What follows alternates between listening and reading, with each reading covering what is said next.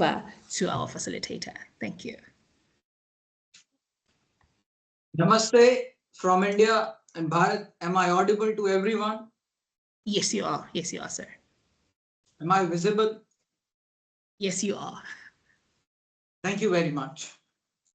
First of all, allow me to convey my best wishes to the President of the Student BRICS Commission and the Secretary for bringing us all together in the times when the world is in a state of transition.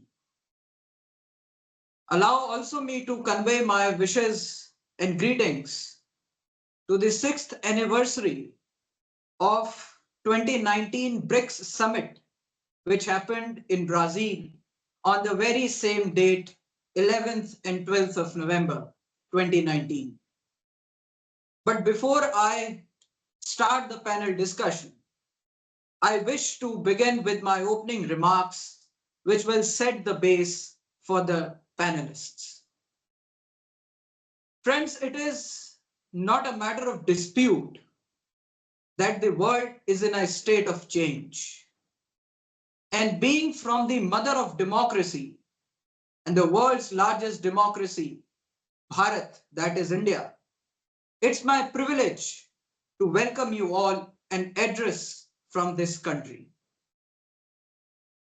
The agenda which is for our discussion is advancing resilient and inclusive development in the green and blue economy for the BRICS. But the word in itself, we must understand the subject first. That is, we are in a state of resilient and to advance the development in these conditions. India has always focused inclusivity. India has always tried to eradicate those who try to hurdle the development. Those who always try to come in between the ways and modes of inclusivity.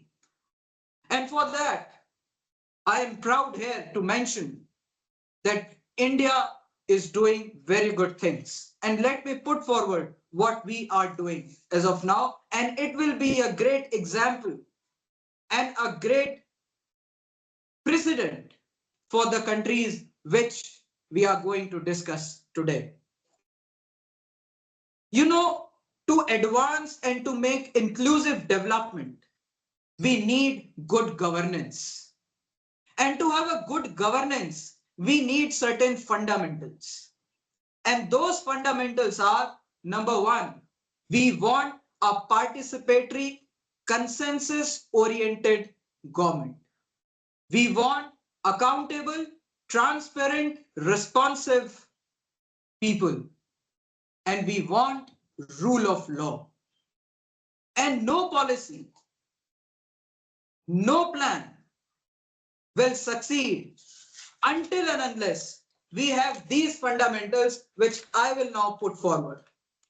A policy and a plan can only be acceptable, which is politically acceptable, which is socially desirable, which is technologically feasible, financially viable, administratively doable, judicially tenable, emotionally palatable, and environmentally sustainable. And this is why we are discussing blue and green economy. What India has done so far, I think my co-panelists will mention it. But to give just an example of the same, I will mention few facts and evidences before you to put forward what India is doing, because it is very important to note, to have us developed BRICS, to have a developed nation, we first must have in itself a developed state. We can only give examples if we are doing those, if we are following those. And I must mention here, India is doing the same. What we have done so far is in the area of blue economy to make it more advanced and to make it more inclusive, India has, through Ministry of Environmental Sciences, involved 24 ministries in the center to deal with the issue of blue economy and climate change. We have a blue revolution unveiled, Vision 2030, under which we are doing many things to make this area inclusive. And further, and it is very important for my BRICS partners to know that during India's G20 presidency, India decided to have a vision of Viksit Bharat, a vision that will foster blue and green economy, a vision that will foster sustainable development, and a vision that will foster inclusivity. And that is, we have adopted a very important international treaty, and that is, let me mention, the Biodiversity Beyond National Jurisdiction Agreement, BBNJ, adopted in June 2023. And through this, we welcome all the private partners, all the government officials, all the nations to please come and have an inclusive blue economy facet. Friends, it is also important to note that today the forest coverage is not just increasing, but it is also flourishing, keeping in mind the fact that there are powers who are destroying forests through deforestation. At present, India has a cover of 25.17% forest cover. Canada, 50% forest cover. Russia, 49.8% forest cover. Brazil, 59% forest cover. Haiti, 16 to 32% forest cover. South Africa, 7.6% forest cover. And as per the Digital Governance Report 2024, if we go in the digital economy, India is the third largest digitalized country in the world. How this has happened? This has happened because we trust, we have a system in which we cannot tolerate corruption. And being from the profession of law, I must mention here, we have legislations which will punish those who are corrupt. We have Prevention of Corruption Act, we have Prevention of Money Laundering Act, and we have many other acts dealing with the same. And simultaneously, in order to have a good climate action, in order to have an inclusive and advancing climate, what we have done so far is in January 2023, India issued worth rupees 80 billion, mark my words, 80 billion of rupees in the sustainable green bonds.